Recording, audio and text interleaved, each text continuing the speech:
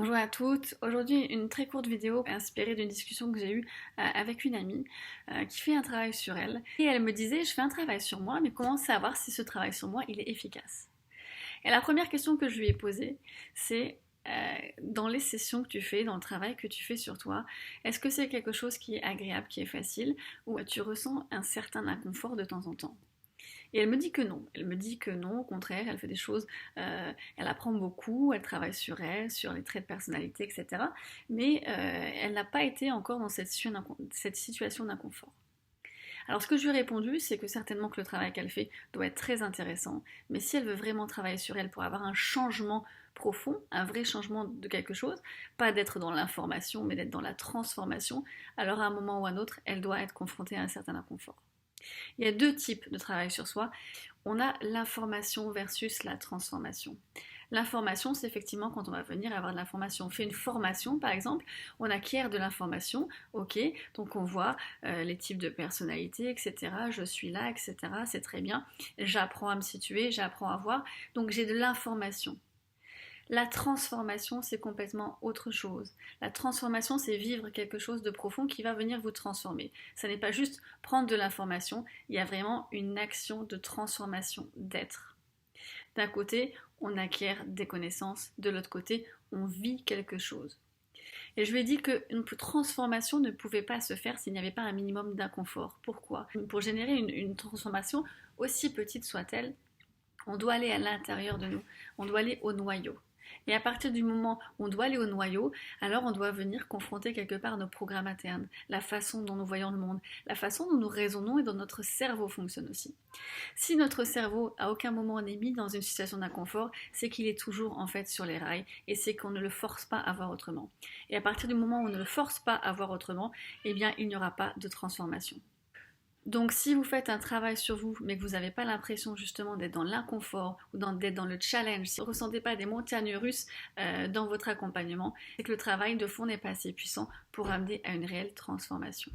Les meilleures séances de coaching ou de travail sur soi sont les séances qui nous mettent potentiellement mal à l'aise, ou les séances qui vont générer un blanc ou une émotion de surprise et qui va demander une certaine réflexion. Ou alors des émotions qui vont sortir, qu'on ne pourra pas contenir.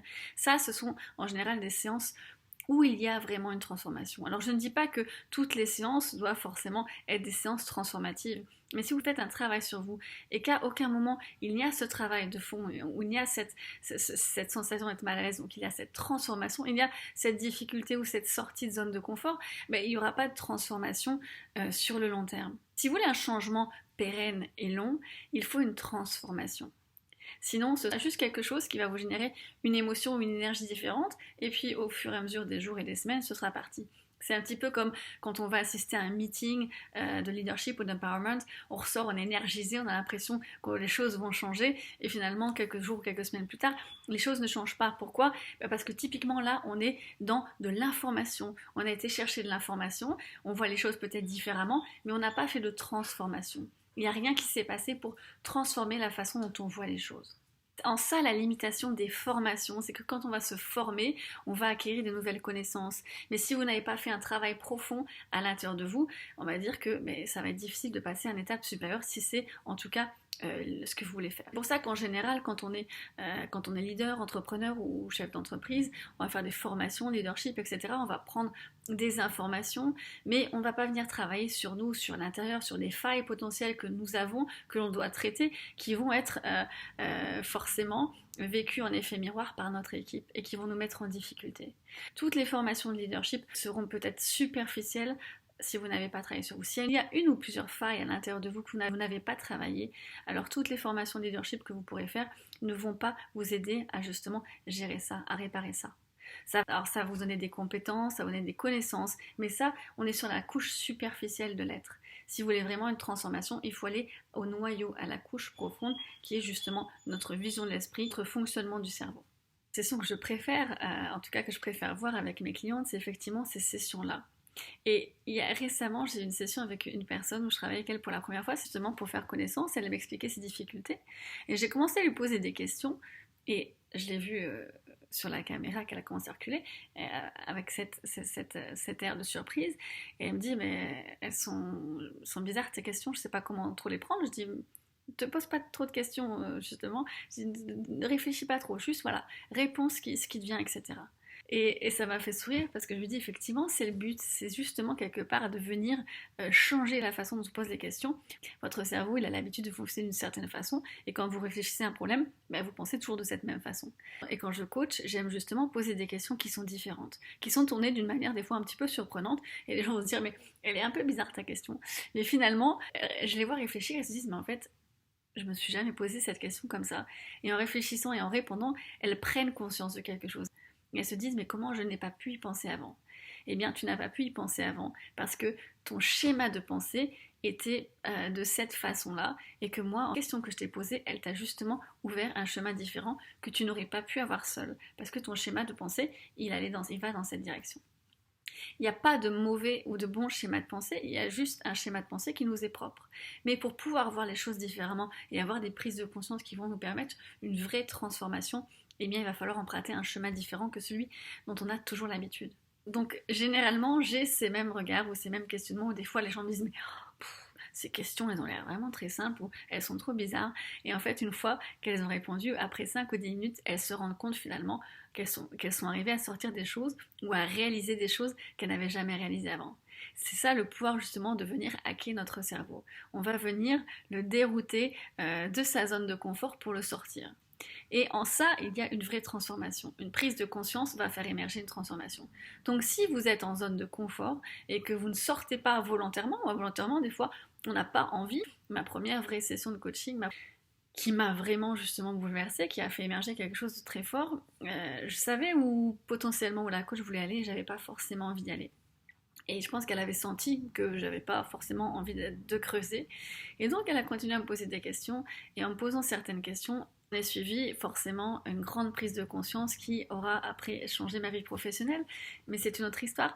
Mais c'est juste pour vous illustrer exactement ce qu'on attend d'une transformation. Et c'est pour ça que je veux pointer le doigt sur le côté un petit peu inconfortable du travail sur soi. Si le travail sur vous que vous faites reste toujours très confortable, alors c'est que vous ne travaillez pas assez en profondeur et qu'il n'y aura pas de transformation. Alors peut-être qu'effectivement, vous accueillez, vous amassez de l'information, c'est chouette, mais il n'y aura pas de transformation. Si vous voulez transformer votre vie, votre façon de voir les choses, qui vous êtes pour justement accéder à un niveau supérieur d'opportunité, de vision du monde, alors il va falloir sortir de sa zone de confort et aller se confronter à quelque chose de nouveau. La sortie de zone de confort, c'est juste des fois répondre à des questions qui vous semblent un petit peu difficiles, voilà, et ça ne veut pas forcément dire quelque chose de désagréable, mais ce sera un peu inconfortable.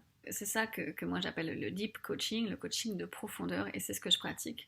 Et c'est pour ça que je me suis formée avec les meilleurs dans le domaine, parce que pour moi, il ne peut pas y avoir de transformation réelle et profonde s'il n'y a pas justement ce coaching de profondeur, si on ne va pas aller en profondeur.